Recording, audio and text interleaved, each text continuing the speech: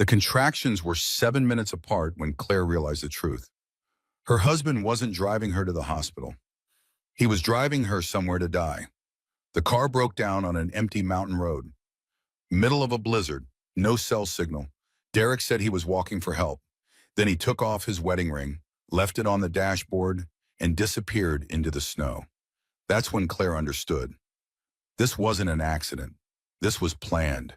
She was 9 months pregnant, in active labor, stranded in freezing temperatures, completely alone. But here's what Derek didn't know. Here's what he couldn't have predicted. Claire Bennett was stronger than anyone gave her credit for, and the man who would find her hours later. He wasn't just any trucker passing through. He was hiding a secret that would change everything.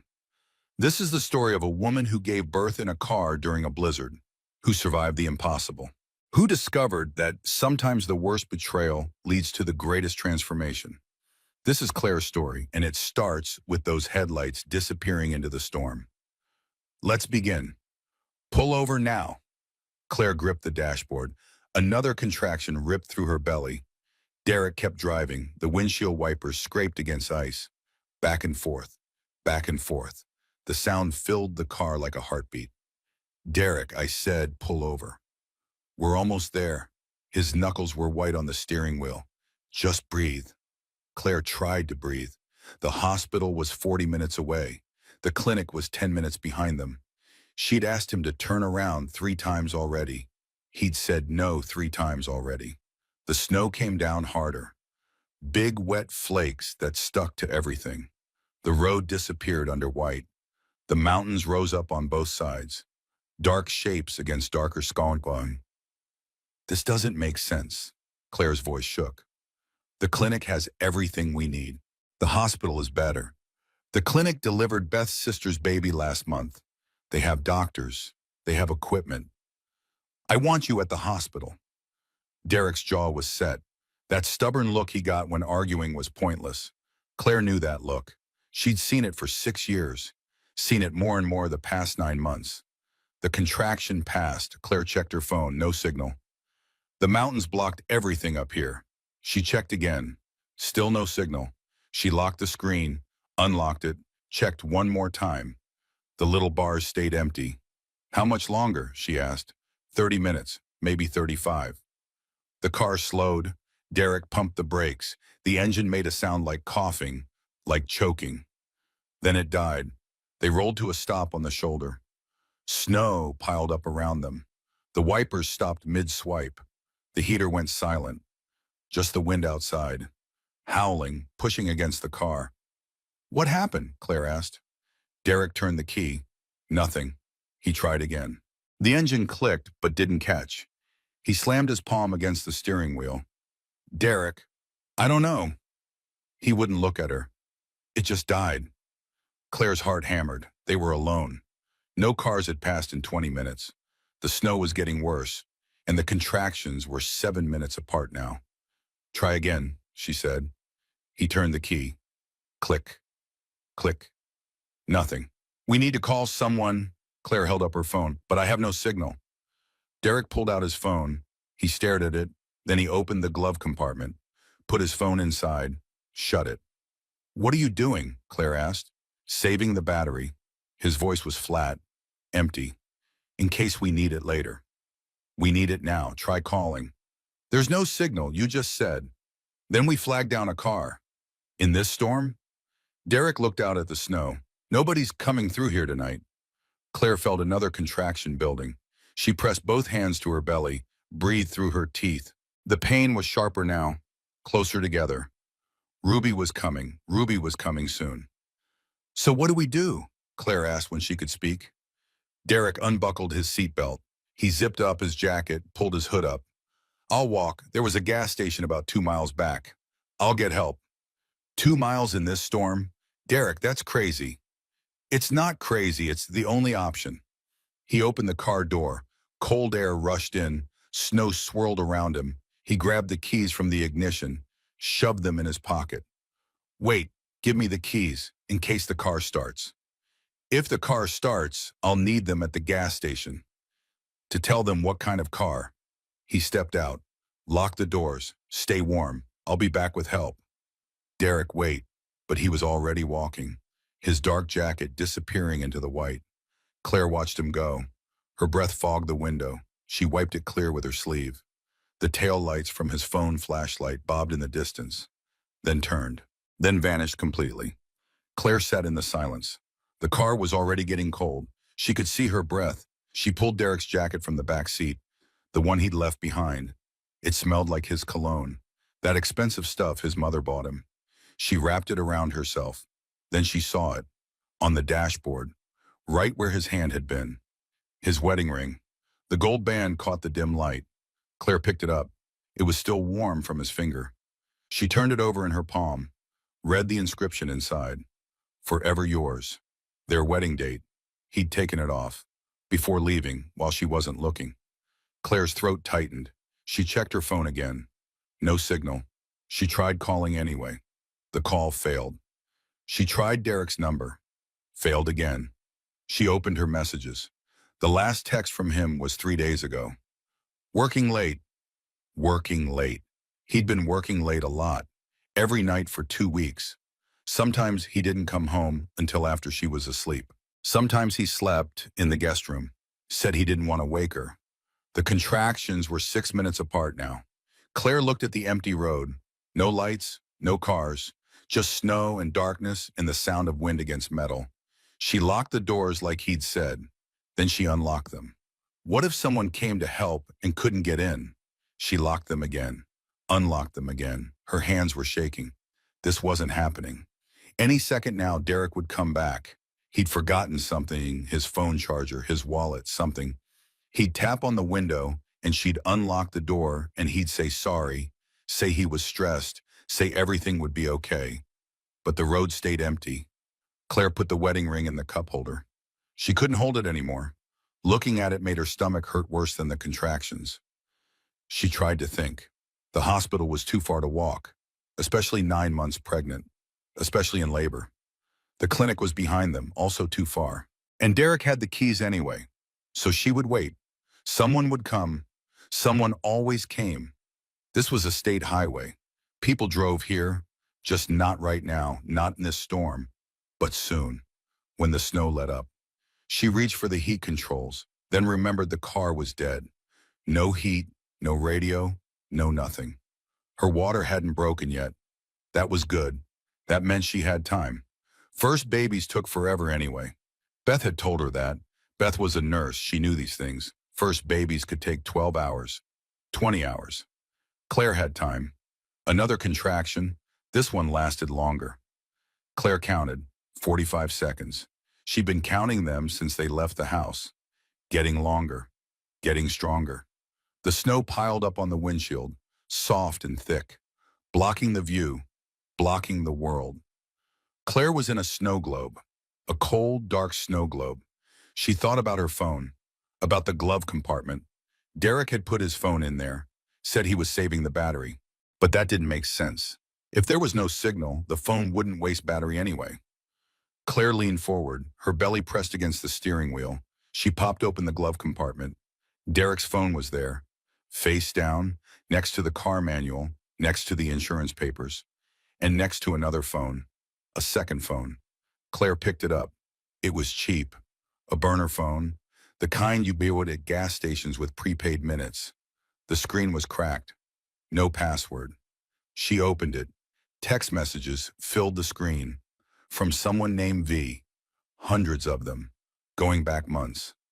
Can't wait to see you. V. Same hotel? V. Your wife still doesn't know? V. Claire's vision blurred. She scrolled up, found older messages. I need more time. Derek. The baby wasn't planned. Derek. I'll leave after it's born. Derek. The phone slipped from Claire's hands. It clattered to the floor. She pressed her fist to her eyes. She was not crazy. This was real. This was happening. Derek wasn't walking to get help. Derek was leaving. He'd planned this. The distant hospital instead of the close clinic. The car breaking down in the middle of nowhere. Taking the keys. Taking off his wedding ring. All of it. Planned. Another contraction hit. Claire doubled over.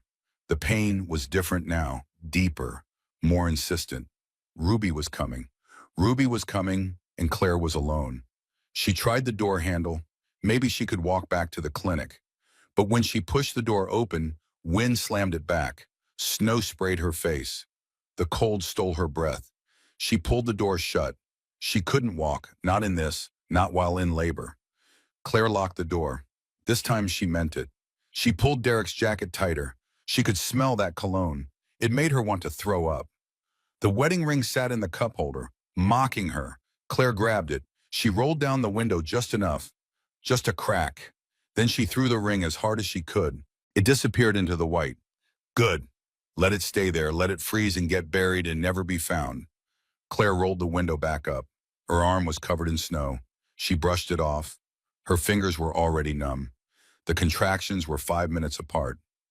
Outside, the wind howled, the snow fell, the darkness pressed in, and Claire Bennett was completely alone. The stick had 2 pink lines. Claire stared at them in the bathroom. She'd taken 3 tests, all positive, all 2 pink lines, all very clear. She was pregnant. Her hands shook as she lined up the tests on the counter. 3 little white sticks, 3 sets of pink lines, 3 confirmations that her life was about to change. "Derek," she called, "can you come here?" Footsteps in the hall. The bathroom door opened. Derek stood there in his work clothes. Navy suit, blue tie, ready for another day of selling houses he couldn't afford. "What's up?" he asked. Claire picked up one of the tests, held it out to him, smiled despite her nerves. "We're pregnant." Derek took the test. He looked at the lines. His face went blank, completely empty, like someone had erased his expression. Then he smiled, a second too late. "That's great." His voice was too bright, too high. "Wow, that's really great. Are you okay?" Yes, I'm fine. I'm great. This is great." He set the test down carefully. Wow, I need to process. We've been talking about kids for years. I know we have, and I want them. I do. I'm just surprised." "Surprised good?" Derek put his hands on her shoulders, looked her in the eyes. The smile was still there, still too bright. "Surprised wonderful. I'm going to be a day." He kissed her forehead, then he checked his watch. "I have a showing at 9, but we'll celebrate tonight, okay? We'll go to that Italian place you love." "Okay." He left. She heard the front door close, heard his car start, heard him drive away. Claire looked at herself in the mirror. She should feel happy. She was happy, but something in Derek's eyes, that blank look, that lasted too long. She told herself it was shock. Men process differently. He'd be excited once it sank in, once he had time to think. But he didn't get excited. The weeks passed, Claire's belly grew. Derek grew distant. He worked late every night, sometimes until 9 or 10. He'd come home and eat dinner alone, reheat the plate Claire had left for him. Then he'd go to bed without kissing her goodnight. "How was your day?" she'd ask. "Fine." "Did the Morrison deal close?" "Not yet." "Want to talk about baby names?" "I'm tired, Claire. Can we do this tomorrow?" Tomorrow never came. Claire tried to tell herself it was stress. The real estate market was slow. Money was tight. Derek was worried about providing. That was all. That had to be all. But then there was the phone. Derek kept his phone on him all the time now, even in the shower, even while he slept. When it buzzed, he'd check it and then leave the room. Come back 5 minutes later. Say it was work. Work texted a lot at midnight. Claire mentioned it once, just once. "You're on your phone constantly." Derek looked up from the screen. "I have clients. They don't care what time it is." "At midnight?" "Yes, Claire, at midnight. Some people work odd hours." His tone was sharp, defensive. The conversation ended there. Claire told herself she was being paranoid. Pregnancy hormones made women emotional, made them see problems that weren't there. She was reading too much into things. But she wasn't. One afternoon, Beth came over, Claire's best friend since college. Beth Morrison, curly red hair and freckles, and the kind of honesty that hurts sometimes. They sat in the living room drinking tea. Decaf for Claire. Beth watched her over the rim of her mug. How are things with Derek? Beth asked. Fine. Claire. What? You're my best friend. I can tell when you're lying. Claire set down her tea. Her hands found her belly. She was 4 months along now, just starting to show. He's distant, Claire admitted, since I told him about the baby. Distant how? He works late every night. He barely talks to me. He flinches when I touch him. Beth was quiet for a long moment. Then she said, Honey, I've been biting my tongue for years. What does that mean? It means I never liked him. Not really. He's charming. He's handsome, but there's something. I don't know, something missing. You never said anything because you loved him, and I wanted to be wrong. But Claire, if he's pulling away now during your pregnancy, that's a red flag the size of Texas. Maybe he's just scared. First-time dad jitters. Maybe. Beth didn't sound convinced, but promise me something. If it gets worse, if you need help, you call me. I will. But Claire didn't call, because admitting things were bad meant they were actually bad, and she wasn't ready to face that. The months crawled by. Claire's belly grew bigger. Derek grew more absent. He missed the anatomy scan, missed the childbirth class, missed her birthday, always with an excuse, always with work, always with something more important than her. Claire stopped asking him to be involved. It hurt less that way. She prepared for the baby alone, set up the nursery alone, read the parenting books alone and then there was Derek's mother. Vivian Bennett came to visit when Claire was 7 months pregnant, tall and thin and wearing pearls, always wearing pearls. She looked around the small apartment with obvious distaste. You're showing quite a lot, Vivian said instead of hello. That's how pregnancy works, Claire replied. I hope you're not eating for two. That's a myth, you know. You'll never lose the weight. Claire bit her tongue. Derek stood in the kitchen. He didn't defend her.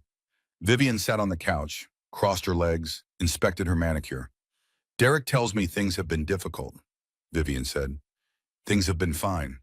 That's not what I heard. I heard you're very emotional, very demanding. Excuse me? Pregnancy hormones. They make women irrational. You need to be more understanding of my son's needs. Claire looked at Derek. He was staring at his phone, pretending not to hear. I think you should leave, Claire said. I'm trying to help. You're not helping. You're insulting me in my own home.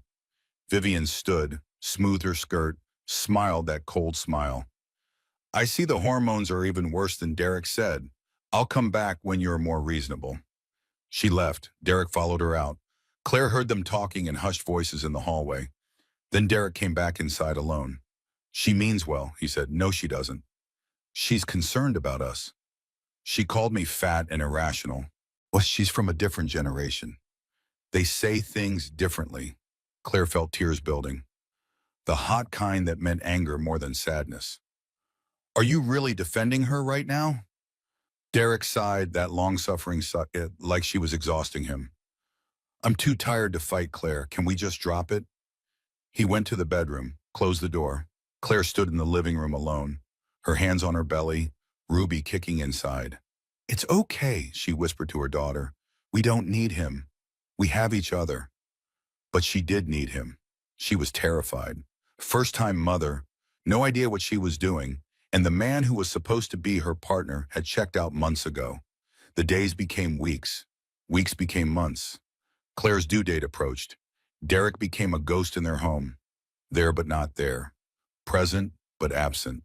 3 days before the due date, Claire saw something. She'd gotten up in the middle of the night to pee. Again. For the millionth time. When she came back to bed, she passed the guest room. The door was cracked open. The light was on. Claire pushed the door wider. Derek stood with his back to her. He was packing a suitcase, folding shirts carefully, rolling socks. What are you doing? Claire asked. Derek jumped, turned around. His face went pale. Nothing, just organizing. That's not organizing. That's packing. I might have a work trip in a few weeks after the baby comes. What work trip? A conference in Denver. I told you about it. He hadn't told her about it. Claire knew he hadn't, but she was too tired to argue, too heavy and uncomfortable and exhausted to fight about another lie. Okay, she said. Just let me know when. She went back to bed, lay there staring at the ceiling. Derek didn't follow. He stayed in the guest room all night. In the morning, the suitcase was gone, hidden somewhere. Claire didn't look for it. She didn't want to know. Now sitting in the dead car on the side of the road, Claire understood. The suitcase hadn't been for a work trip. It had been for this, for leaving, for running away while she was most vulnerable. Derek had been planning to abandon her for months, maybe longer. Maybe since the day she showed him the positive test. Another contraction ripped through her. Claire gasped, counted. 1 minute long, the contractions were 4 minutes apart now. She thought about the second phone in the glove compartment, about the messages from V, about all the nights Derek had worked late, all the times he'd chosen his phone over her, all the distance and coldness and lies. The signs had been there. She just refused to see them. I was so stupid, she said out loud. The signs were all there. Her voice sounded strange in the empty car, small and scared. She pressed her hand to the window. The glass was ice cold. Outside, the snow kept falling. The wind kept howling. And Derek's footprints were already covered over, like he'd never been there at all. The cold came slowly. Then all at once. At first, Claire barely noticed. She was focused on breathing, on timing contractions, on telling herself help would come. But after 30 minutes, her fingers started to tingle. After 45, she couldn't feel her toes. After an hour, her breath came out in white clouds that hung in the air. The car was freezing. Claire pulled Derek's jacket tighter. She tucked her hands under her armpits. She curled her legs up on the seat as much as her belly allowed. But it wasn't enough. The cold crept in through every gap, through the doors, through the windows, through the vents. She tried turning the key in the ignition, just in case. Maybe the car would start now. Maybe whatever Derek had done could undo itself. Click, click. Nothing. The battery was dead, or the engine was dead, or Derek had pulled some wire he knew about. Something that kept the car from starting. Claire looked at the glove compartment again. At the second phone still sitting there, the one with messages from V, she picked it up, scrolled through more texts. Her stomach twisted with each one. Book the hotel for Thursday. V. Can't wait to get away with you. V. How much longer until you leave her? V. Soon. Derek. After the baby? Yes, after. Derek. You promise? V. I promise. I just need the right moment. Derek. The right moment. The right moment was now, in a storm, on an empty road, while Claire was in labor and helpless and alone. She threw the phone back in the glove compartment, slammed it shut. Her hands were shaking so hard she could barely grip anything. How long had this been going on? Months? The entire pregnancy? Longer? Claire thought back to their last anniversary. 6 years married. They'd gone to dinner. Derek had been on his phone the whole time. She'd complained, he'd said work. Always work. Was he texting V then? Was V the reason he never wanted to go anywhere anymore? Never wanted to spend time together? Another contraction hit. Claire gripped the steering wheel, breathed through clenched teeth. This one lasted 70 seconds. When it passed, she checked her phone again. Still no signal, still no bars, still trapped. She tried to think clearly. She needed a plan. Sitting here wasn't working. The car was getting colder. The contractions were getting stronger. Ruby was coming whether Claire was ready or not. Option 1, walk back to the clinic. But it was 10 miles in a blizzard. While in active labor, she'd never make it. Option 2, walk to the gas station Derek had mentioned. 2 miles back. Still too far. Still too dangerous. Option 3, flag down a passing car, but no cars had passed in over an hour. The storm was too bad. The road was probably closed by now. Option 4, stay in the car and wait. Hope someone came. Hope the storm stopped. Hope her water didn't break and Ruby didn't come too fast. That was her only real option. Stay, wait, hope. Claire rubbed her hands together, blew on them. The tiny warmth from her breath helped for about 5 seconds. Then the cold rushed back in.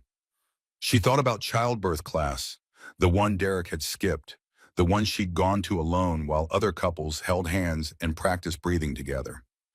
The instructor had been cheerful. Too cheerful. She'd said labor was a beautiful experience, a natural process.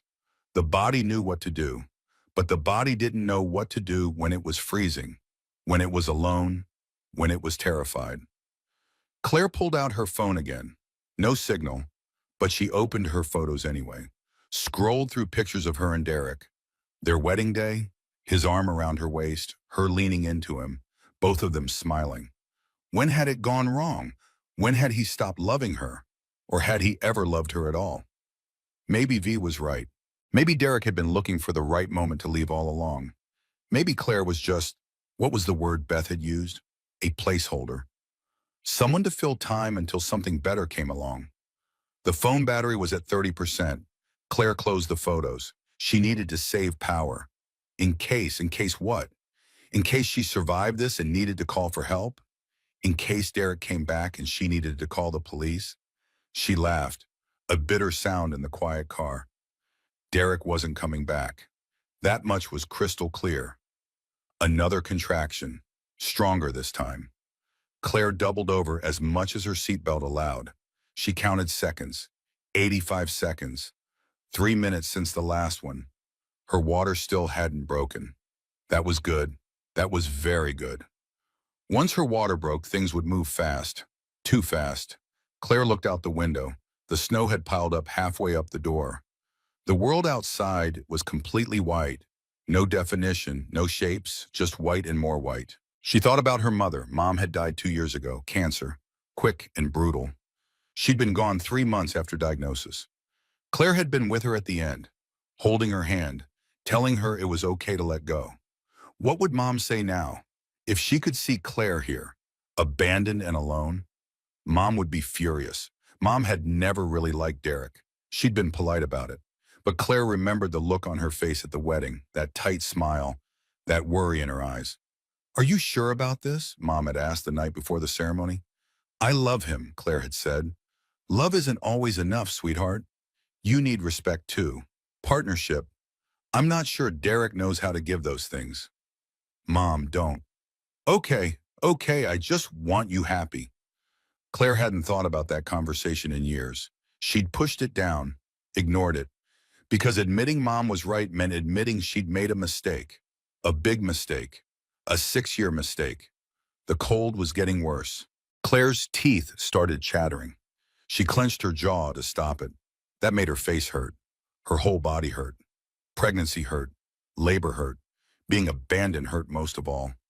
She looked at the mess in the car, the maps in the door pocket, the tissues in the center console, Derek's jacket around her shoulders, the ice scraper on the floor. Claire started organizing. She couldn't control anything else, but she could control this. She folded the maps neatly, stacked the tissues in a pile, lined up the ice scraper and the tissues and the maps in perfect rows. Her hands shook, but she kept going. Organization meant control. Control meant safety. Safety meant what? Nothing was safe right now, but doing something was better than doing nothing. Another contraction. 90 seconds. 2 minutes since the last one. This was happening. This was really happening. Ruby was coming, here, in this car, in the freezing cold, with no help and no hospital and no pain medication. Claire felt panic rising, the kind that stole breath and made vision narrow. She forced herself to breathe, in through the nose, out through the mouth, like the childbirth class had taught. But breathing didn't stop the contractions, didn't stop the cold, didn't stop the fear. She pulled out her phone one more time.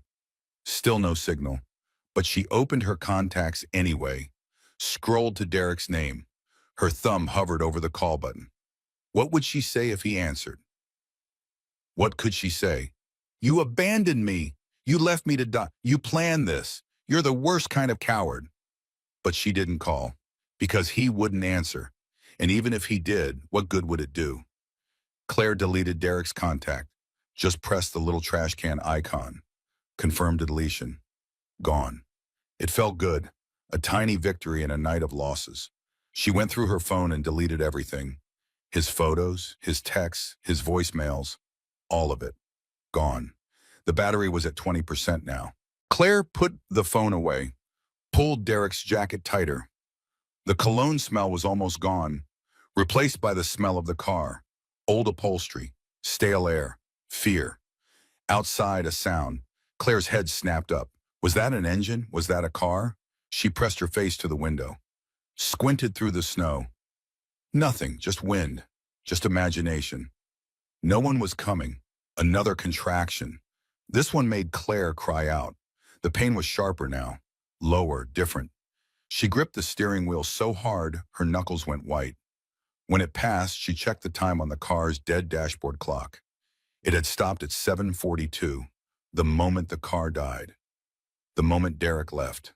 How long had it been? An hour? 2 hours? Time felt strange, stretched out and compressed at the same time. Claire's stomach growled. She hadn't eaten since lunch. She'd been planning to eat dinner after her doctor appointment. The appointment Derek had driven past. The appointment that led to this empty road. She opened the center console, found a granola bar. It was smashed but still sealed. She tore it open with her teeth, ate half, saved the rest. She didn't know how long she'd be here. Rationing seemed smart. The granola bar tasted like cardboard, but it was something, energy, fuel for whatever came next. Claire leaned her head back against the seat, closed her eyes, just for a moment, just to rest. But another contraction hit. Her eyes flew open. She gasped, counted. 95 seconds. 90 seconds since the last one. This was it. The baby was coming, soon. Maybe within hours, maybe less, and Claire had no idea what to do.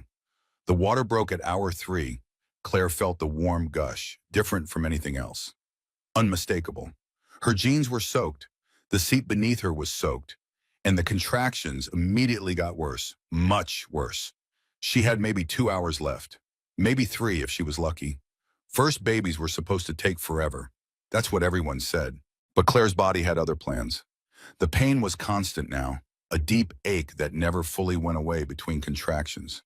When the contractions came, the ache turned into knives, into fire, into something that made her scream into the empty car. Claire managed to wiggle out of her wet jeans. It took 5 minutes and left her gasping. She used Derek's jacket as a blanket over her legs.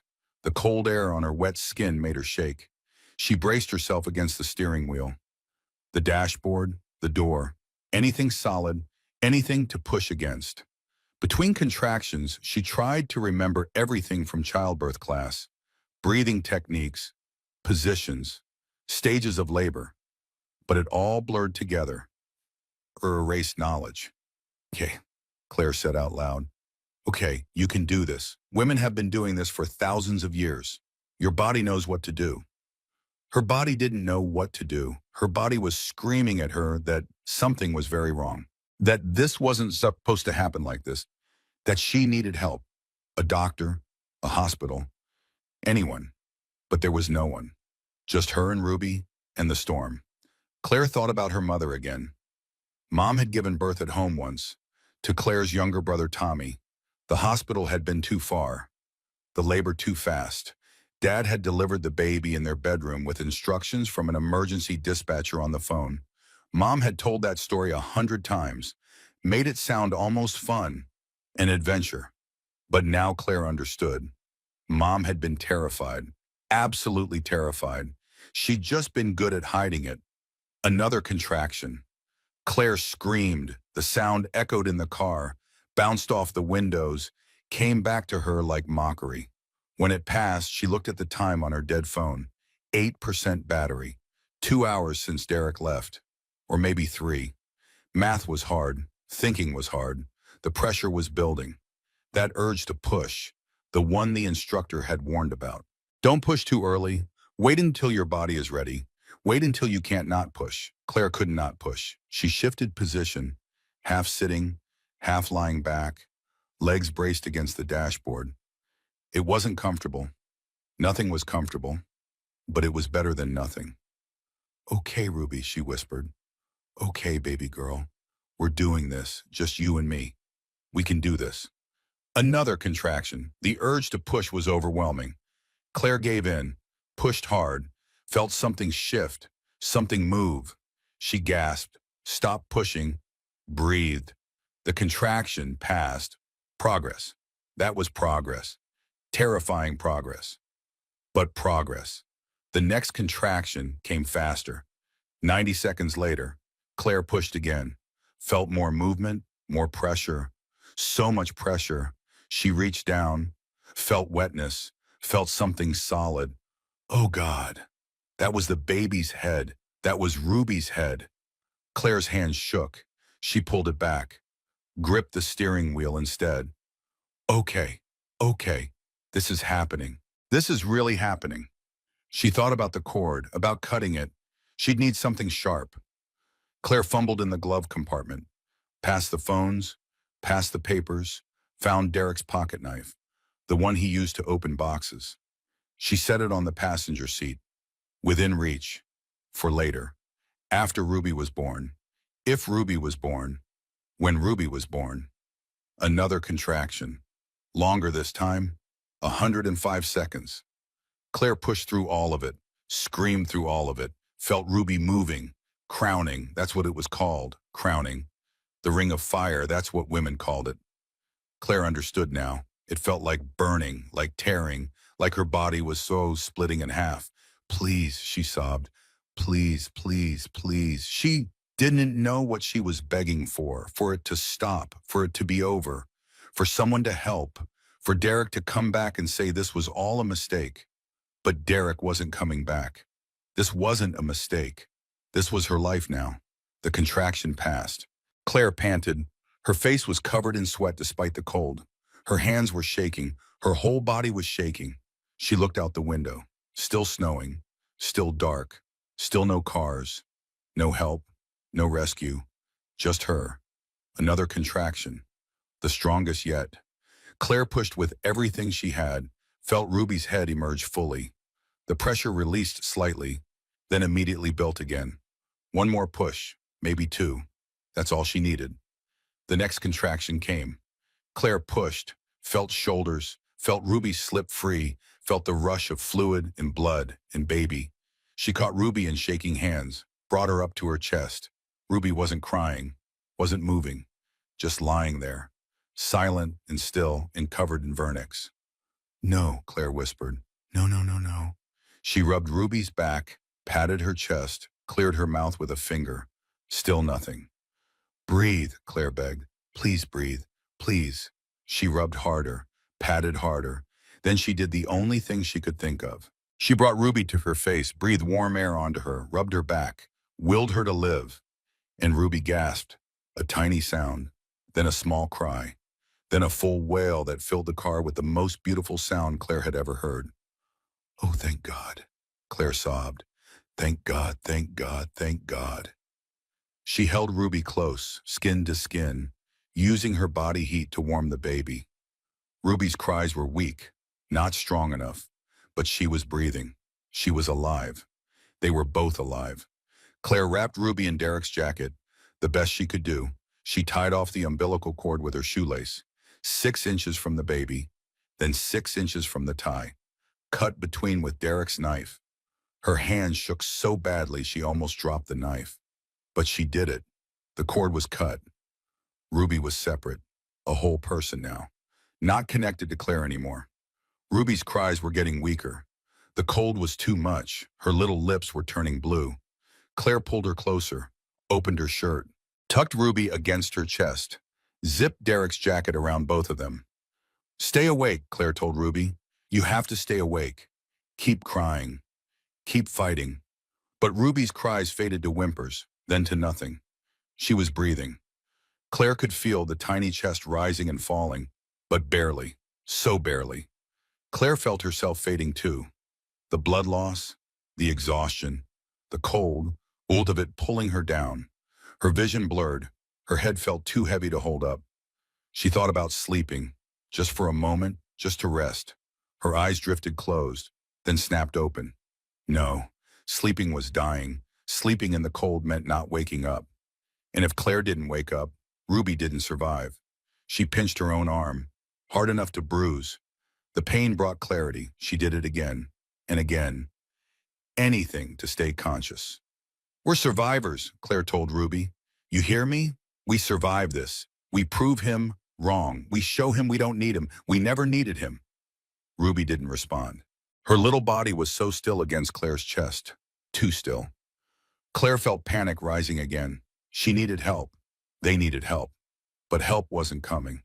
The storm was worse. The snow was deeper. No one was driving this road tonight. Claire's phone buzzed. She grabbed it from where she'd set it on the seat. 4% battery, 1 bar of signal, flickering but there.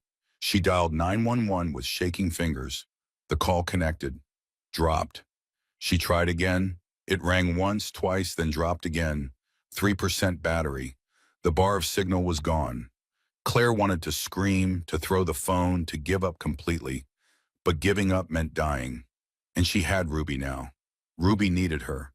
Ruby was depending on her. So Claire held her daughter close, used her body as a shield against the cold, breathed warm air onto Ruby's face, whispered promises into the dark. I've got you. I'm not leaving you. We're going to make it. Someone will come. Someone has to come. The snow kept falling. The wind kept howling. Ruby's breathing got shallower. Claire's grip got weaker. And the night stretched on forever. Claire drifted. Not sleeping, not quite. Somewhere between awake and unconscious. Her mind floated. Images came and went. Her mother's face, Beth's laugh, Derek's cold eyes, Ruby's first cry. She was so tired. Bone tired, soul tired. The kind of tired that came from using every ounce of strength and having nothing left. Ruby was silent against her chest, still breathing. But the breaths were shallow. Too shallow. Claire's own breathing had slowed to match her daughter's. Synced up, like they were one person again. Maybe this was how it ended. Both of them together. Freezing slowly in the abandoned car. A tragedy. A cautionary tale.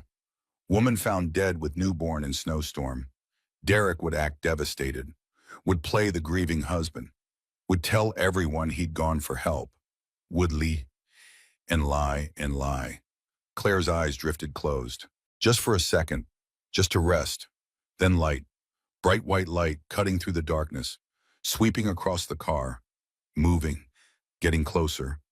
Claire's eyes snapped open. She lifted her head. Everything hurt. Her neck, her shoulders, her entire body. But she forced herself to move. To look. Headlights. Real headlights. A vehicle coming up the road. Slow but steady. Cutting through the snow. Help! Claire tried to yell. It came out as a whisper. Help us! She reached for the horn. Pressed it. No sound. The battery was dead. The horn was dead. Everything was dead. But the headlights kept coming. Claire watched them get closer. Closer. They had to see her car. Had to see it sitting on the shoulder. Had to stop. The vehicle passed. No. No, no, no. Claire pounded on the window, used the last of her strength, screamed even though no sound came out. The vehicle's brake lights flashed. It stopped, 50 yards past her. Then reverse lights. The vehicle backed up, slowly, carefully, until it was right alongside Claire's car. A truck, a big semi-truck, the kind that hauled freight cross-country. The engine rumbled, loud and alive and real. The driver's door opened. A man climbed down, tall and broad, wearing a heavy coat and work boots. He approached Claire's car. His flashlight beams swept across her face. She couldn't see his expression. Just the silhouette backlit by his truck's headlights. He tried her door. Locked. Claire reached over, fumbled with the lock. Her frozen fingers didn't want to work. Finally, the lock clicked. The door opened. Cold air and snow rushed in. Holy hell, the man said. Is that a baby? Help us, Claire managed. Please. He didn't hesitate. He reached in, carefully lifted Ruby from Claire's arms, tucked her inside his own coat. Then he helped Claire out of the car. She couldn't stand. Her legs buckled. He caught her. Half carried her to his truck. The inside of the truck cab was warm, wonderfully warm. Claire felt the heat on her face and wanted to cry. He set her in the passenger seat, made sure she was secure, then climbed into the driver's seat with Ruby still inside his coat. Hospital, he said. Where's the nearest hospital? 40 minutes that way. Claire pointed. Her hand shook. He put the truck in gear, pulled back onto the road, started driving. Fast, but controlled. The wipers cleared the snow from the windshield. The heater blasted hot air. "I'm Jackson," he said. "Jackson Hayes. Claire and Ruby, my daughter, I just, I know, I see. You're okay now. You're both okay." He kept one hand on the wheel. The other hand checked Ruby through his coat, making sure she was breathing, making sure she was warm. Claire watched him. This stranger, this man who appeared out of nowhere. He had gray in his beard, lines around his eyes, steady hands, a calm voice. "How long were you out there?" Jackson asked. 3 hours, maybe 4, I don't know. "Your husband?" "He left." Jackson's jaw tightened, but he didn't say anything, just drove faster. Claire felt herself slipping again. The warmth of the truck, the motion, the relief. It all made her want to surrender, to sleep, to let someone else be strong. "Stay awake," Jackson said. He'd noticed her eyes closing. "I need you to stay awake. Talk to me. Tell me about Ruby." She was just born in the car, maybe 2 hours ago." "You delivered her yourself?" "I had to." "That's incredible. You're incredible." Claire laughed. It sounded bitter. "I'm not incredible. I'm stupid. I should have seen this coming. Should have left him months ago." "You're not stupid. Men like that, they're good at hiding, good at lying." Jackson said it with authority, like he knew, like he'd seen it before. Claire wanted to ask, but she was too tired, too overwhelmed. Ruby made a small sound, a tiny whimper. Jackson adjusted his coat, made sure she was secure. "She's warming up," he said. "That's good. That's very good." The truck ate up the miles. The snow was letting up slightly. Not much, but enough to see the road. Jackson drove with confidence, like he'd driven this route 1,000 times. "Do you live around here?" Claire asked. "I live everywhere. I drive trucks. Been doing it for 3 years now." "You like it?" "It's peaceful. Gives me time to think." Something in his voice. Something say Claire wanted to ask but didn't. She didn't have the right. This man was saving her life. That was enough. The hospital came into view, a low concrete building with a lit emergency entrance. Jackson pulled right up to the doors, put the truck in park, hit his hazard lights, and he climbed out, came around to Claire's side, opened the door, helped her down. She held Ruby now. Jackson had transferred her back carefully, making sure she stayed warm. A nurse rushed out with them on a wheelchair, then another nurse with a heated blanket. They took Ruby, took Claire, wheeled them both inside where it was bright and warm and safe. Claire looked back. Jackson stood by his truck, watching, making sure she got inside okay. She raised her hand, a small wave. "Thank you. Thank you for my life. Thank you for my daughter's life." He nodded, just once, then climbed back in his truck. But he didn't drive away. Not yet. He stayed there, engine running, making sure, and Claire realized she never got his last name, never got his phone number, never got a way to thank him properly. But maybe that was okay.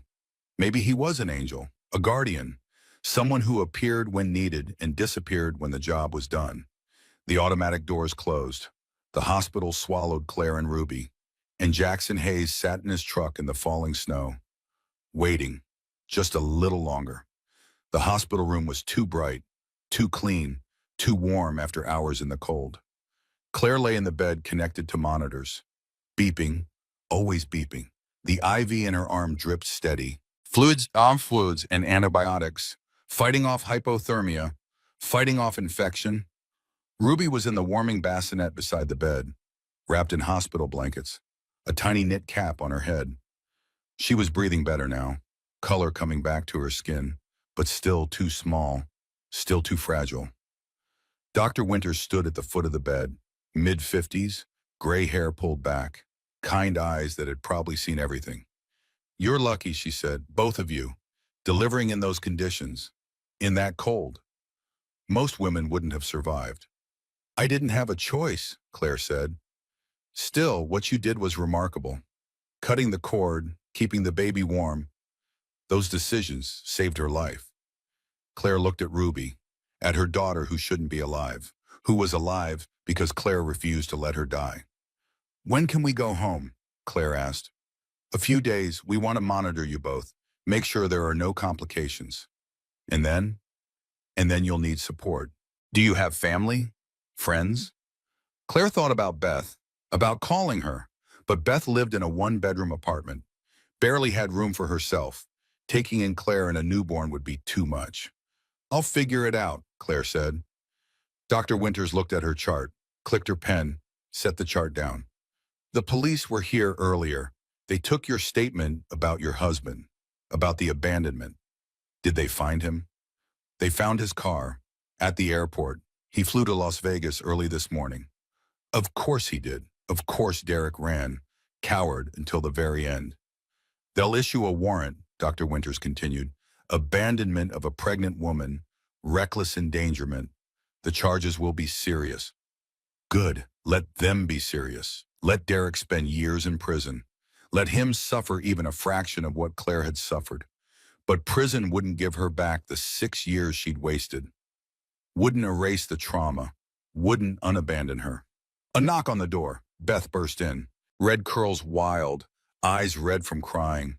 She rushed to the bed, wrapped Claire in a hug that hurt but felt necessary. Oh my God, Beth said. Oh my God, I came as soon as I heard. Are you okay? Is the baby okay? We're okay. Derek, that absolute, I can't even. Beth pulled back, looked at Ruby. Her expression softened. She's beautiful. Her name is Ruby. Ruby, that's perfect. Beth sat in the chair by the bed, took Claire's hand, squeezed it tight. I should have said something sooner, Beth said. Should have pushed harder. I knew something was wrong. I knew he was a jerk, but I thought, I don't know, I thought you'd see it yourself. I did see it. I just didn't want to believe it. What are you going to do now? I don't know. The apartment is in his name. The car is totaled or abandoned or whatever. Everything we own is legally his. You'll stay with me as long as you need. Beth, you don't have room. I'll make room. You're not doing this alone. Claire felt tears building, the hot kind, the grateful kind. Beth was a lifeline, the only one she had. Another knock. A man appeared in the doorway. Mid-40s, gray beard, work coat, Jackson. Sorry, he said. I don't want to intrude. I just wanted to check. Make sure you both made it okay. Jackson, Claire said. You stayed. I stayed in the waiting room. Figured I should know how things turned out. He stepped into the room, looked at Ruby, smiled. She's beautiful, he said. She wouldn't be here without you. You would have made it. You're strong. I'm not that strong. You delivered your own baby in a snowstorm. That's the definition of strong. Beth looked between them, curious. Claire introduced them quickly, explained what happened. Beth's expression went from confused to amazed. You saved them, Beth said to Jackson. I was just driving through. Still, you stopped. Most people wouldn't have. Jackson shrugged, uncomfortable with the praise. He shifted his weight, looked like he wanted to leave but also wanted to stay. Do you have kids? Claire asked. Jackson's expression changed. Something shuddered behind his eyes. No, not anymore. The way he said it, Claire understood. Loss, recent loss, the kind that still hurt. I'm sorry, she said. It's okay. It was a long time ago. But it wasn't okay, and it wasn't a long time ago. Claire could tell, could see the pain he tried to hide. Another knock, this time a police officer, young, nervous. He asked if Claire was up for more questions. She said yes. Jackson took that as his cue to leave. Wait, Claire said. How do I thank you? How do I repay you? You don't. You just take care of that little girl. That's thanks enough. He nodded to Beth, to the police officer. Then he was gone, footsteps fading down the hall. Claire wanted to call him back, to get his number, to stay connected somehow. But she was too slow, too tired. The police officer sat down, pulled out a notepad, started asking questions about Derek, about the car, about everything that happened. Claire answered mechanically, yes, he planned it. No, she had no idea where he was now. Yes, she wanted to press charges.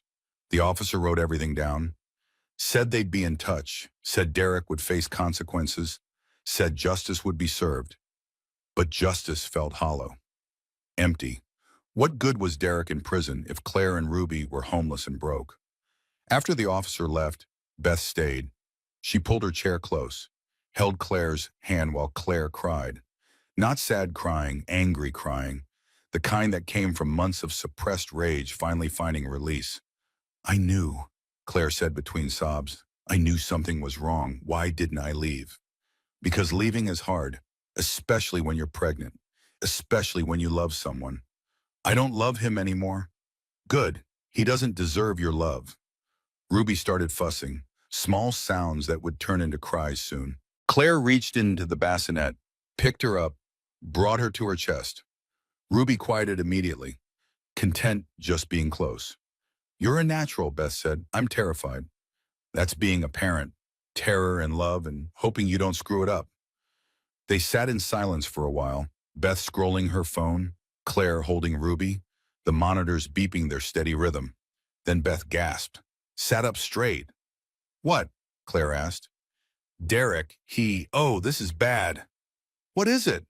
Beth turned her phone around, showed Claire a series of credit card statements, all in Claire's name, all maxed out, $50,000 in debt spread across 6 cards. How did you get these? Claire asked.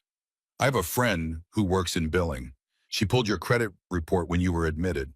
This is all recent, the last 3 months. $50,000. Claire felt sick. She'd known Derek had money problems, but this was catastrophic. Gambling debts, Beth said, has to be. Look at the charges. All casinos, all Vegas. So Derek hadn't just abandoned her. He'd destroyed her financially too. Left her with mountains of debt she couldn't pay. Debt that would follow her for years. I'm ruined, Claire whispered. Not ruined. We'll fight this. We'll prove it was fraud. You'll get a lawyer. You'll fix it. With what money? Beth didn't have an answer for that. The door slammed open. Vivian Bennett stormed in, pearls and fury. Her eyes found Claire, found Ruby. Her expression twisted. How dare you, Vivian said. Get out, Claire replied. You trapped my son. You ruined his life. And now you're trying to destroy him with lies. Lies? Your son abandoned me in a snowstorm while I was in labor. That's not what happened. Derek told me everything. He went for help. You were unstable, hysterical. He feared for his safety. Beth stood up, stepped between Vivian and the bed. Lady, you need to leave now. I'm talking to my daughter-in-law. I'm not your daughter-in-law anymore.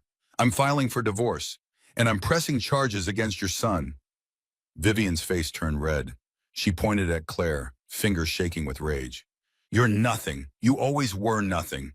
A little nobody who thought she could trap a Bennett. Well, it didn't work. Derek is free, and you're stuck with that mistake.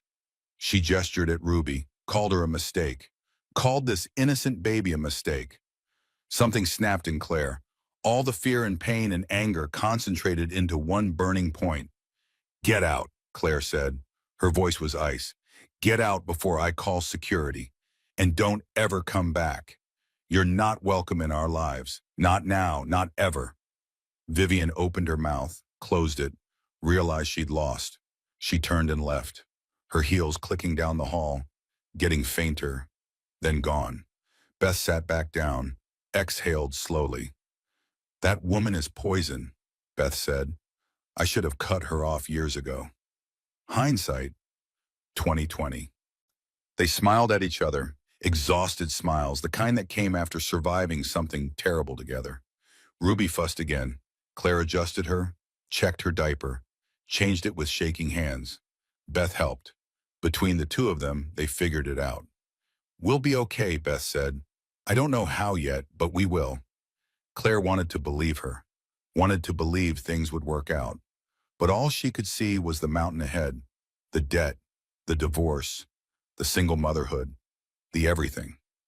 Outside the window, the sun was rising, pink and gold against white snow. A new day, a new beginning, whether Claire was ready or not. The hospital discharged them on the 3rd day. Ruby was healthy enough. Claire was stable enough. Insurance wouldn't cover more. So out they went into the cold morning. Beth drove them to her apartment, 1 bedroom, tiny kitchen, couch that folded into a bed. She'd cleared space, made room, did her best. It's not much, Beth said. It's perfect, Claire replied. But it wasn't perfect. It was cramped and awkward and temporary. Beth worked 12-hour shifts at the hospital. Claire was alone with Ruby most of the time, a newborn in someone else's space, trying not to be a burden, trying not to take up too much room. Ruby cried at night, colicky and inconsolable. Claire walked her for hours, bouncing, shushing, apologizing to Beth through the thin wall. I'm so sorry, Claire would whisper. Don't be sorry, Beth would call back. Babies cry, it's okay. But it wasn't okay. None of this was okay. During the day while Ruby slept, Claire made calls to lawyers about the divorce, about the debt, about Derek's charges. The lawyers all said the same thing. It would take months, maybe years. The debt would be hard to prove as fraud. The divorce would be messy. Derek could claim abandonment never happened. Her word against his. But I gave birth in a car, Claire said. That's proof. Proof of birth, the Wonderwalker said, not a proof of abandonment. He could claim he went for help and got lost. That the storm was worse than expected. That's a lie. Probably, but it's his defense. And without witnesses, without evidence, it becomes complicated. Complicated. Everything was complicated. Claire hung up, stared at her phone, at the calls she'd made, at the dead ends piling up. She had $312 in her checking account. The credit cards were maxed. The apartment in Derek's name was gone. He'd already listed it for rent. Changed the locks, kept everything inside. All Claire had were the clothes Beth had bought her, the diapers and formula the hospital had provided. And Ruby. She had Ruby. That was enough. That had to be enough. A week passed, then two. Claire applied for food stamps, for government assistance, for anything that would help. The paperwork was endless, the questions invasive, the looks from the workers judgmental. Where's the father? They'd ask. Gone. Child support? Working on it. Family? My mother's dead. My father left when I was 3. Friends? Claire would think of Beth, generous Beth, exhausted Beth, Beth who was giving everything and getting nothing in return. I'm staying with a friend, Claire would say. How long can you stay there? I don't know. That was the truth. She didn't know. Beth never complained, never asked Claire to leave. But Claire saw the strain, the way Beth's smile got tighter, the way she spent more time at work, the way she looked at Claire sometimes like she was a problem that needed solving. One afternoon, 3 weeks after the hospital, someone knocked on Beth's door. Claire answered. Ruby on her hip, formula stain on her shirt, hair unwashed for 2 days. Jackson stood in the hallway. Same work coat, same gray beard. He held a bag of groceries. Jackson, Claire said, how did you find me? I asked at the hospital. Figured you might need help. You can't just track people down. That's stalking. You're right. I'm sorry. I should have thought. I wanted to make sure you were okay. He looked uncomfortable, like he regretted coming. Started to turn away. Claire felt bad immediately. Wait, I'm sorry. Everything is hard right now. Come in, please. Jackson hesitated, then stepped inside, set the groceries on the counter. Claire peeked in the bag. Diapers, formula, groceries, exactly what she needed. You didn't have to do this, Claire said. I know, but I wanted to. Ruby fussed. Claire bounced her, tried to calm her. Ruby kept crying, that high-pitched newborn cry that grated on nerves and broke hearts. Can I? Jackson asked. He held out his arms. Claire hesitated, then handed Ruby over. Jackson took her gently, cradled her against his chest, started swaying, a natural rhythm, a familiar motion. Ruby quieted almost immediately. You're good at that, Claire said. I used to be. That sadness again, that loss. Claire wanted to ask but didn't. Not her business, not her right. They stood in awkward silence, Jackson swaying with Ruby, Claire watching. The apartment felt smaller with him in it, smaller but also safer. I have a proposition, Jackson said finally. Okay. I have property, about 20 acres outside town, main house and a guest house. The guest house is empty, has been for 2 years. Jackson, just listen. You could stay there, you and Ruby, no rent. just until you get on your feet. I can't accept that. Why not? Because I don't know you. Because it's too much. Because I can't take charity. It's not charity, it's helping. There's a difference. I don't see one. Jackson looked at her. Really looked. His eyes were kind but firm. The eyes of someone who'd made up his mind. You have a newborn. You have no money. You're living on your friend's couch. Pride is expensive. You can't afford it right now. The words stung because they were true. Claire's jaw tightened. And what do you get out of this, she asked. Nothing. I get nothing except knowing I helped someone who needed it. People don't just help for nothing. There's always a catch. No catch, I promise. Claire wanted to believe him, wanted to trust. But Derek had destroyed her ability to trust, had proven that people lied. That help came with strings. Ruby started fussing again. Jackson handed her back. Claire took her, felt the weight of her daughter, the responsibility, the impossible task of keeping her safe. Let me think about it, Claire said. Of course. Here. He pulled a card from his pocket, just a phone number written in pen on the back of a receipt. Call me when you decide. He left. The apartment felt empty without him. Too empty. Claire looked at the groceries he'd brought, at the card with his number, at Ruby who needed so much, who deserved so much. Pride was expensive. Jackson was right about that. That evening, Beth came home from work, saw the groceries, asked where they came from. Claire explained. Beth listened, then sat down heavily. You should take his offer, Beth said. You don't think it's weird? A stranger offering free housing? Maybe, but what choice do you have? You can't stay here forever. I love you. But this apartment is too small for 3 people. I know. So take the offer. At least check it out. If it feels wrong, you leave. Claire nodded. Beth was right. Beth was always right. She called Jackson that night, after Ruby was asleep, after Beth had gone to bed. She called and he answered on the first ring. I'll come see the place, Claire said. No promises, just to look. That's all I'm asking. They made plans. The next day, Beth's day off, she'd drive Claire and Ruby out there, just in case, just to be safe. That night, Claire couldn't sleep. She lay on Beth's couch, stared at the ceiling, thought about trust, about risk, about the fact that Jackson had saved her life once already. Maybe he was genuine. Maybe good people still existed. Maybe accepting help wasn't weakness. Or maybe she was being naive. Maybe this would end badly. Maybe she'd regret it. But regret was better than freezing. Better than homelessness. Better than watching Ruby suffer because Claire was too proud to accept help. Ruby stirred in her bassinet, made small sounds, not crying, just existing, being a baby, being perfect. Okay, Claire whispered to her. We'll try. We'll take the chance for you.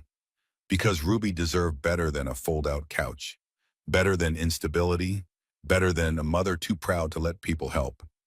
Claire closed her eyes, tried to sleep, dreamed of snow and storms and headlights cutting through darkness, dreamed of Jackson's steady hands taking Ruby, taking control, taking care. Maybe this would work, maybe it wouldn't, but at least it was something. At least it was forward motion. At least it was hope. The guest house was beautiful. Claire hadn't expected that. She'd expected. What, a shack? Something run down? Something that matched her idea of a trucker's property? But this was gorgeous. Wood siding painted pale blue, a small porch with rocking chairs, 2 bedrooms, full kitchen, bathroom with a tub, everything clean and maintained and empty. This is too much, Claire said. Jackson stood in the doorway, hands in his pockets. It's just sitting here, might as well be used. But why? Why help me? He was quiet for a long moment, looked out the window at the main house, a larger version of the guest house, same pale blue, same careful maintenance. My wife died 3 years ago, he said finally. Complications during childbirth, the baby too. Both of them gone in a day. Claire felt her chest tighten. Jackson, I'm so sorry. When I found you that night, you and Ruby, it felt like, I don't know, a second chance to do something right. You couldn't have saved them. That wasn't your fault. My head knows that. My heart doesn't. He turned to face her. His eyes were wet, but he didn't let the tears fall. So that's why. That's the catch you were looking for. I'm trying to make peace with what I lost, and helping you helps me. It made sense now. The kindness, the insistence, the lack of strings. He wasn't expecting anything from her. He was trying to heal himself.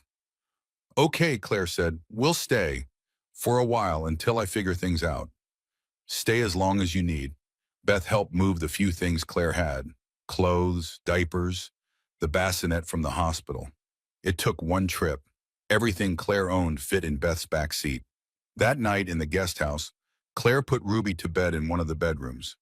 Then she walked through the space, touching walls, opening cabinets, making sure it was real. She ended up in the kitchen, found everything she needed: pots, pans, dishes, silverware. Like Jackson had stocked it, knowing she had nothing. She made tea, stood at the window, looked out at the main house. Lights were on inside. She could see Jackson moving around, a shadow behind curtains. What was his story? Who was his wife? What had her name been? Claire wanted to know, but also didn't. Some pain was too private to share. Ruby cried. Claire went to her, picked her up, changed her, fed her. The routine was becoming natural. Less panic, more confidence. We're okay, Claire told Ruby. This is okay. We're safe here. Days turned into weeks. Claire settled into a routine. Wake with Ruby, feed her, change her, play with her, nap when Ruby napped. Do it all again. Jackson kept his distance. He'd leave groceries on the porch. Would wave if he saw her outside, but didn't intrude, didn't hover, gave her space. Sometimes Claire would see him working, fixing the fence, splitting wood, driving his truck in and out, always busy, always moving. Like if he stopped, grief would catch up. One afternoon, a car pulled up to the main house. Expensive car, black and gleaming. A man got out, younger than Jackson, similar features. Brother, maybe. Claire watched from her window, saw Jackson greet him, saw them talking. The younger man looked toward the guest house, pointed. Jackson shook his head, said something, and the younger man laughed. They went inside. Claire felt uneasy. Who was that? What were they talking about? An hour later, the man left. Jackson came to the guest house. Knocked. Claire answered with Ruby on her hip. That was my brother Marcus, Jackson said. He stopped by unexpectedly. I wanted to explain before you heard something weird. Okay. He thinks it's odd, me letting you stay here. He doesn't understand.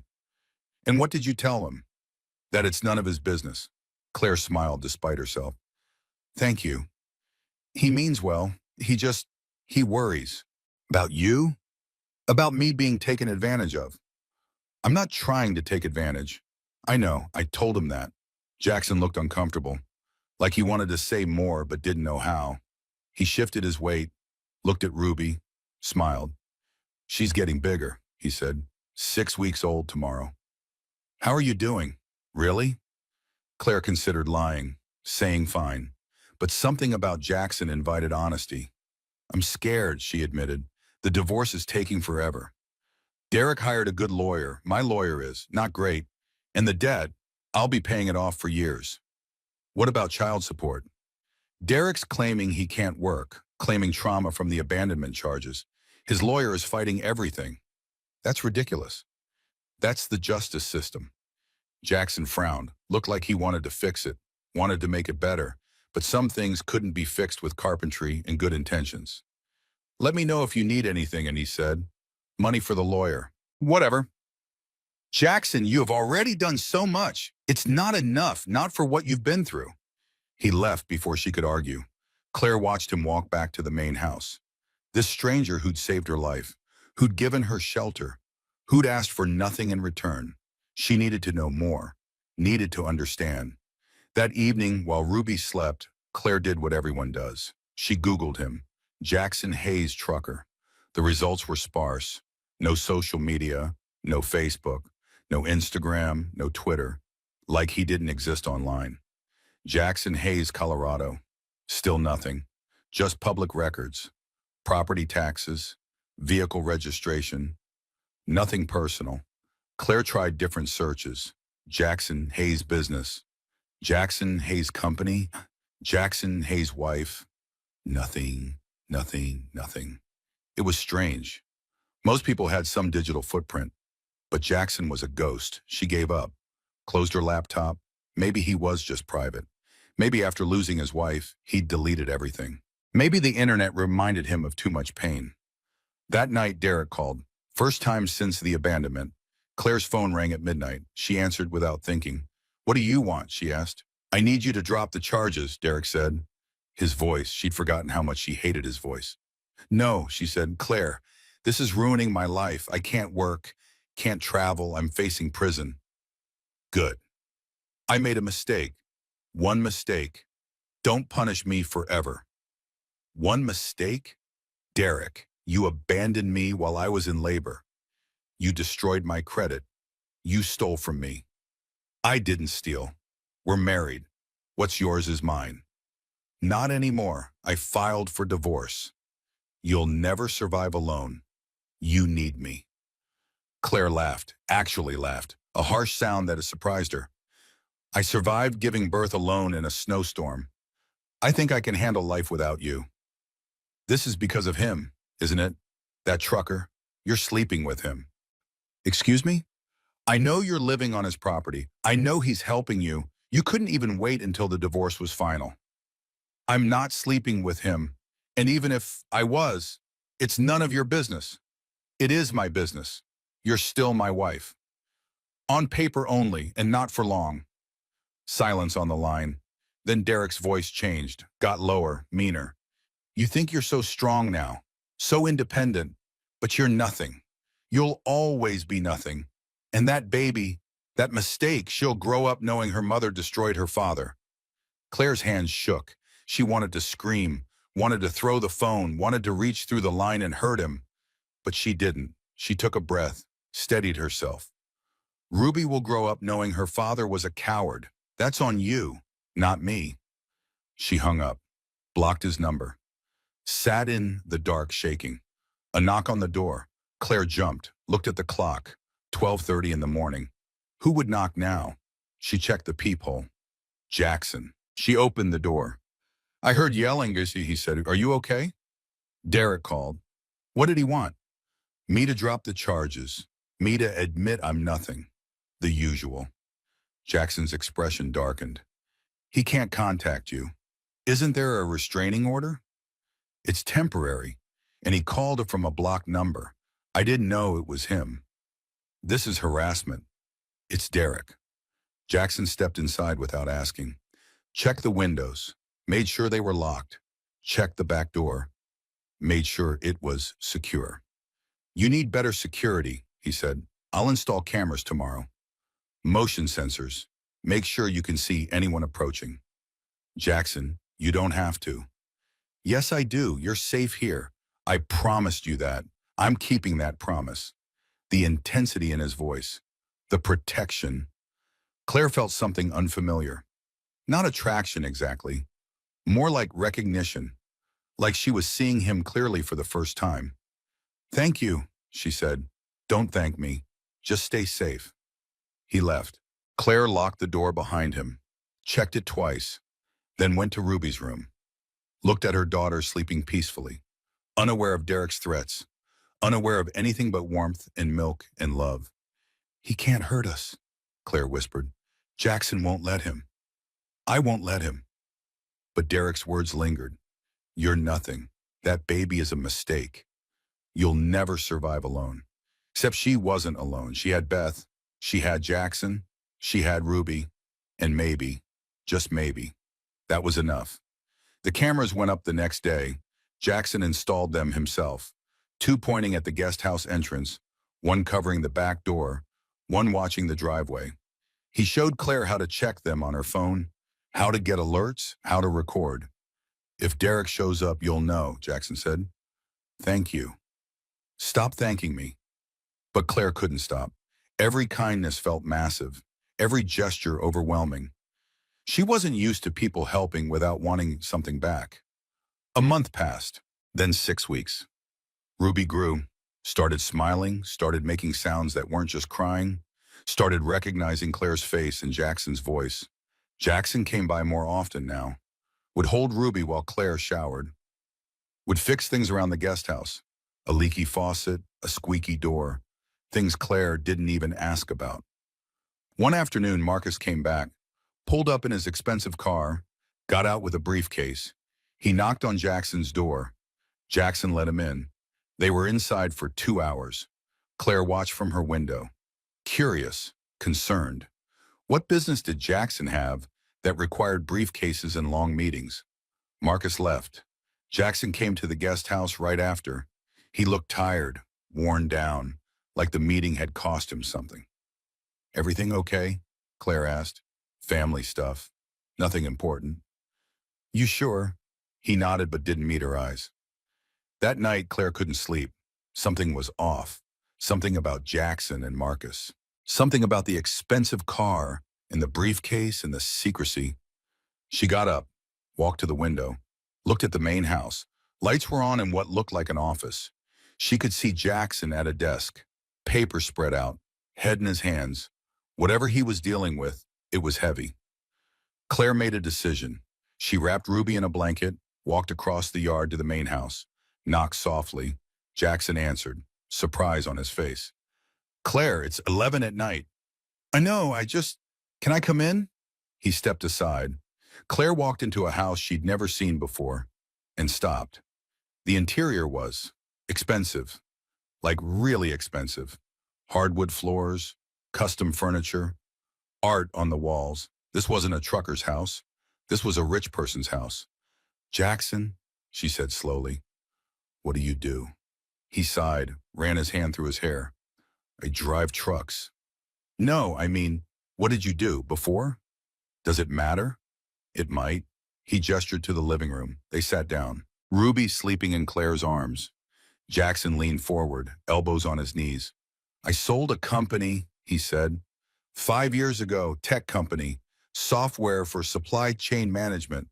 Sold it for a lot." "How much is a lot?" $900 million. Claire stared at him, blinked, processed. 900 million. That was billionaire money.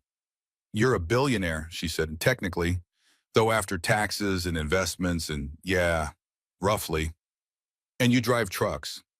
After my wife died, I couldn't handle the business world anymore. Sold everything, gave most of it to charity, kept enough to live on, started driving trucks to, I don't know, feel alive again." Claire looked around the house, at the expensive furniture, the art, the everything. It all made sense now. The guest house that was too nice, the groceries that appeared, the security cameras, the lack of concern about money. "Why didn't you tell me?" she asked. "Would you have accepted help if you knew?" "No, that's why." Fair point. Claire wouldn't have. She would have assumed he wanted something, would have run far away. "Marcus thinks I'm being taken advantage of," Jackson continued. "He thinks you're using me for money." "I'm not." "I know, but he doesn't. He wants me to make you sign papers, legal agreements, proving you won't sue or claim anything. I'll sign whatever he wants." "You don't have to." "I do because I'm not using you, and I can prove it." Jackson looked at her, really looked. Something shifted in his expression. From guarded to open, from careful to trusting. "I believe you," he said. The moment stretched. Claire became aware she was in his house. At night, in pajamas, holding a baby. It felt intimate, too intimate. "I should go," she said. "Claire, wait." She stopped, turned back. "I need to tell you something else," Jackson said. "My wife, her name was Emma. She wanted kids for years. We tried, couldn't conceive naturally. Did IVF, got pregnant. Everything was perfect until it wasn't. You don't have to tell me this. I want to. Emma went into labor early, 32 weeks, complications, placental abruption. She bled out before they could do an emergency C-section. The baby, our son, he didn't make it either." Claire's throat tightened. "Jackson, when I found you that night, you and Ruby, it felt like the universe giving me a second chance, a chance to save someone, to do something right, because I couldn't save Emma. I couldn't save our son." He was crying now, not sobbing, just tears running down his face. 3 years of grief finally finding release. Claire sat back down, put Ruby in her bassinet, then did something she'd never done before. She hugged Jackson, just wrapped her arms around him and held on. He hugged back, tight, like she was keeping him from falling apart. They stayed like that for a long time. Two broken people holding each other up. No words, just presence, just understanding. When they finally pulled apart, Jackson wiped his face, laughed awkwardly. Sorry, that was too much. It wasn't too much. It was honest. He looked at her differently now, less like a charity case, more like, what, a friend? Something more? Claire couldn't tell, didn't know if she wanted to know. A car pulled into the driveway, fast, loud. The motion sensor lights came on. Claire looked out the window and froze. Derek's car, Derek's face, Derek storming toward the main house. He's here, Claire whispered. Jackson stood, put himself between Claire and the door. Call the police. Claire grabbed her phone, dialed 911, told them what was happening. They said officers were on the way. Derek pounded on the door. Claire, I know you're in there. We need to talk. Jackson opened the door, stepped outside, pulled it closed behind him. Claire watched through the window. Leave, Jackson said. His voice was calm, deadly calm. Who the hell are you? Derek demanded. The person telling you to leave. I'm here for my wife. She's not your wife anymore. That's not your decision. Derek tried to push past. Jackson didn't move. Just stood there. Solid, immovable. You're trespassing, Jackson said. The police are coming. You should go before you add more charges. More charges? This is your fault. You stole my wife. You turned her against me. I found your wife freezing to death because you abandoned her. I didn't steal anything. You threw her away. Derek's face twisted. He lunged at Jackson, threw a punch. Jackson caught his fist. Twisted. Derek yelped, dropped to his knees. I spent 20 years studying martial arts, Jackson said. You don't want to do this. He released Derek. Derek scrambled back, clutching his wrist, looking between Jackson and the house, looking for Claire. You think you're so special, Derek said. You think you're saving her. But she's using you. She'll take everything you have. I don't have anything she wants, Jackson replied. Sirens in the distance, getting closer. Derek heard them too. He backed toward his car. This isn't over, he said. Yes, it is. Police cars pulled up. Two of them. Officers got out. Approached Derek, asked for his ID, explained he was violating a restraining order, put him in handcuffs. Derek protested, threatened, demanded his lawyer. The officers didn't care. They put him in the back of the cruiser, drove away, just like that, over. Jackson came back inside. Claire was shaking, holding Ruby tight, trying not to fall apart. He's gone, Jackson said. He won't be back. How do you know? Because now he knows what you have. Protection, support, me. He's a coward. Cowards don't fight when they're outmatched. Claire believed him. For the first time in months, she felt safe, truly safe. Not just physically, but emotionally. Because Jackson had stood up for her and had protected her without asking anything in return. You said you studied martial arts, Claire said. I did, 20 years. And you own a $900 million company. Owned, past tense. And you drive trucks. I contain multitudes, Claire laughed, a real laugh, the kind she hadn't managed in months. Jackson smiled, that rare smile that transformed his face. Thank you, Claire said. You're welcome. Ruby woke up, started fussing. Claire picked her up, rocked her. Jackson watched with that look, that sad, longing look, the look of someone who wanted something he could never have. Do you want to hold her? Claire asked. Jackson hesitated, then nodded. Claire handed Ruby over. He took her carefully, cradled her like she was made of glass. Ruby settled immediately, calm in his arms. You're good with her, Claire said. I had practice. Before. Tell me about your son. What was his name? We were going to call him James, Jamie. That's a good name. Emma picked it. She said it was strong but gentle, like she hoped he'd be. They sat together, Jackson holding Ruby, Claire watching. The night stretched on. Eventually, Ruby fell asleep. Jackson reluctantly gave her back. I should let you rest, he said. Stay. Just a little longer. So he did. They sat in comfortable silence, not needing words, just company, just not being alone. And somewhere between midnight and dawn, something shifted. The grief and trauma that had defined them both started to loosen. Not gone, never gone, but lighter, more bearable, because they were carrying it together now. 3 months later, the snow melted, the mountains turned green. Birds came back. The world woke up. Ruby was 4 months old, rolling over, giggling, grabbing at everything, growing so fast Claire could barely keep up. The divorce was finalized. Derek pled guilty to abandonment charges, got 2 years probation, community service, mandatory counseling, and a permanent restraining order. The credit card debt was ruled fraud. The judge ordered Derek to pay restitution. Every penny, plus damages. Claire's credit was cleared, her name restored. Derek's mother, Vivian, sent a letter, an apology, stiff and formal but genuine. She'd finally seen who her son really was, finally admitted she'd enabled him. She asked for forgiveness, asked to meet Ruby someday. Claire hadn't decided yet. Maybe someday, maybe never. She had time to figure it out. Beth came over for dinner every week. She and Jackson had become friends, bonded over their shared protectiveness of Claire, their mutual disgust at Derek. Claire had started freelancing again, graphic design from home, small jobs at first, then bigger ones. Word spread. Her client list grew. She could pay rent now, could contribute to groceries, could stand on her own feet. But Jackson wouldn't take rent, wouldn't accept money, said the guest house was hers as long as she needed it.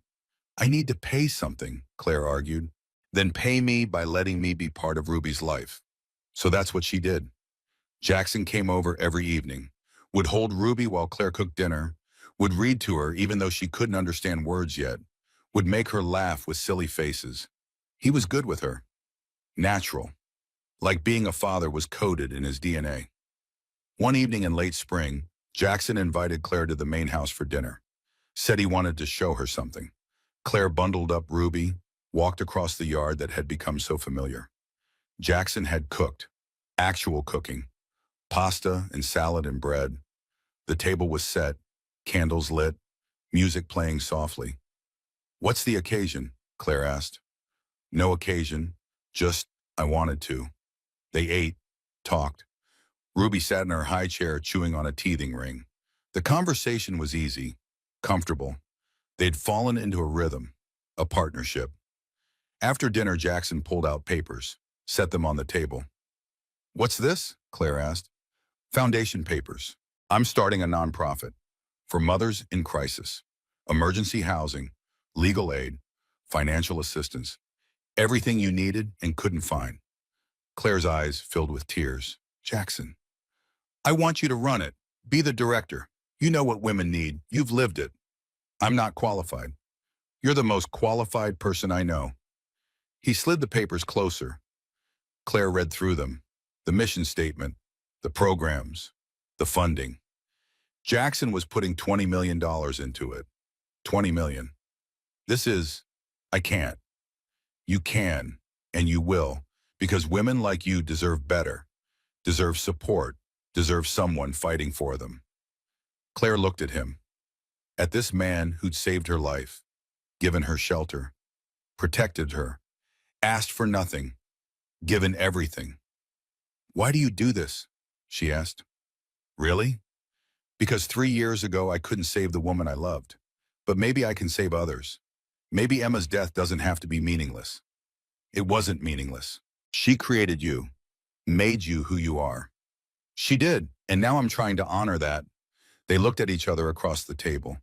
The candles flickered, the music played. Ruby babbled happy sounds. Something had been building between them for months, unspoken, unacknowledged, but there, growing, becoming impossible to ignore. I'm not ready for a relationship, Claire said softly. I know. Eric destroyed my ability to trust. I know. But I think maybe someday, if you're willing to wait. Jackson smiled, that rare, beautiful smile. I've been waiting 3 years to feel alive again. I can wait as long as you need. He reached across the table, took her hand, just held it. No pressure, no expectations, just connection. Thank you, Claire said, for everything, for saving us. You saved yourself. I just drove the truck. You did more than that. So did you. Ruby threw her teething ring. It bounced off the table. Claire and Jackson both laughed. The moment broke. They cleaned up dinner. Jackson insisted she leave the dishes. He'd take care of them. Claire carried Ruby back to the guest house, put her to bed, then stood at the window, looking at the main house, at the lights inside, at Jackson's show moving around. She thought about Derek, about the cold and the pain and the fear, about giving birth alone, about thinking she wouldn't survive. But she had survived. She'd done more than survive. She'd built a new life, found real friends, discovered strength she didn't know she had. Derek's abandonment had felt like the end, like death. But it was actually the beginning, the emergency that forced her to save herself, the crisis that led her to people who actually cared. The prison door had been unlocked all along. She just needed Ruby to show her the key. Claire's phone buzzed, a text from Beth. How's dinner with your not boyfriend? Claire smiled, typed back. Good, really good. You falling for him? Maybe, slowly. Good. He's one of the good ones. He was. Jackson was proof that good men existed, that not everyone lied, that help could come without strings. Another text, this time from Jackson. Thank you for dinner and for letting me be part of your lives. Claire replied, thank you for giving us a home. It's your home now for as long as you want it. She looked around the guest house, at the furniture she'd arranged, at Ruby's toys scattered on the floor, at the pictures she'd hung on the walls, Beth holding Ruby at the hospital. Ruby's first smile, a candid shot of Jackson making Ruby laugh. This was home, not the apartment she'd shared with Derek, not Beth's couch. Here, this place, these people. The seasons had changed, winter to spring, death to rebirth, and Claire had changed with them. She heard footsteps outside, looked out the window. Jackson was walking the property line, his nightly routine, making sure everything was secure, making sure she was safe. He caught her watching. Waved. She waved back. Tomorrow she'd start planning the foundation, would figure out programs and budgets and how to help other women, would turn her trauma into purpose. But tonight she'd just be grateful. Grateful for survival, for Ruby, for unexpected kindness from a stranger who became family. The snow had melted, spring had come, and Claire Bennett was finally, truly warm. Claire stood at the front of the conference room. 20 women looked back at her, all mothers, all in crisis, all searching for hope. My name is Claire Bennett, she said, and I gave birth alone in a car during a blizzard. She told her story, the abandonment, the cold, the fear, the survival, the rescue. Every woman in the room leaned forward, recognizing themselves in her words. You're not alone, Claire said, and you're stronger than you know. This foundation exists because someone believed that. Someone helped me when I had nothing. Now we help you. After the speech, women came up to her, shook her hand, cried, thanked her, told their own stories, each one different but the same. Abandoned, betrayed, surviving against impossible odds. Claire listened to each one, took notes, made plans. These women would get housing, legal aid, childcare, whatever they needed to stand on their own feet. Ruby toddled around the room, 14 months old now, walking, talking in two-word sentences, charming everyone she met. Jackson followed her around, making sure she didn't get into trouble, looking like the father he had always wanted to be. The foundation had helped 40 women in the first year, given shelter to 23, provided legal representation to 18, reunited 3 women with family they'd lost touch with, and it was just beginning. That evening, back at the house, Jackson cooked dinner. He did that now, lived in the guest house with Claire and Ruby. The main house sat empty except for his office. They'd gotten together officially 6 months ago. Slow and careful, building trust, learning each other. No rush, no pressure, just growing together. Ruby called me Dada today, Jackson said over dinner. She did? At the grocery store. Someone asked if I was her father. She said Dada. Claire saw the emotion in his face, the joy mixed with grief. Ruby would never know Emma. Emma would never know Ruby, but somehow this was happening anyway. Is that okay? Claire asked. I can correct her if it bothers you. It doesn't bother me. I'm honored. They were getting married in the fall. Small ceremony, just Beth and Marcus and a few close friends. Not because Claire needed marriage, but because she wanted it. Wanted to choose Jackson. Wanted to build a family intentionally. Derek was in California somewhere, working construction, paying restitution. Vivian had disowned him, refused to enable anymore. She saw Ruby twice a year. Supervised visits that were stiff, but improving. Beth had started dating Marcus. They were taking it slow too. Learning from Claire and Jackson's example, no rush, just seeing what happened. Life was good, not perfect. Ruby still woke up at night. The foundation had growing pains. Claire still had nightmares sometimes about the cold and the snow and the feeling of being abandoned. But she was alive. Ruby was thriving. Jackson was. Home. That's what he was. Home. That night, after Ruby was asleep, Claire and Jackson sat on the porch. Spring air, cricket sounds, stars overhead. Do you ever regret it? Claire asked. Stopping that night? Never. Not even when I'm impossible? Especially then. She leaned against him, felt his arm around her shoulders, felt safe, felt loved, felt like she'd finally figured out what home meant. The hardest part wasn't admitting I knew Derek was wrong for me, Claire said. It was forgiving myself for staying so long. You stayed because you're loyal. That's not a flaw. It almost killed me, but it didn't. You survived. You're here. That's what matters. The prison door had been unlocked all along. Derek hadn't trapped her. She'd been her own warden, but Ruby had been the key, the emergency that forced her to find the door, to walk through it, to build a new life on the other side. And Jackson. Jackson had simply reminded her that doors open from both sides, that help existed if she was willing to accept it, that good people were real. The snow had melted a year ago, but Claire was just now realizing what that meant. Winter was over, spring had come, and she was finally warm enough to notice. I love you, she said. I love you too. Simple words, but they meant everything, because this time Claire had chosen wisely, had chosen a partner instead of a prison, had chosen truth instead of lies. Ruby called out from her room, not crying, just making sounds, happy sounds. Claire started to get up. Jackson stopped her. I'll go, he said. He went inside. Claire heard him talking softly to Ruby, heard Ruby's giggles, heard them playing some game, father and daughter, even if not by blood, by choice, by love. That was what Derek would never understand. Family wasn't blood.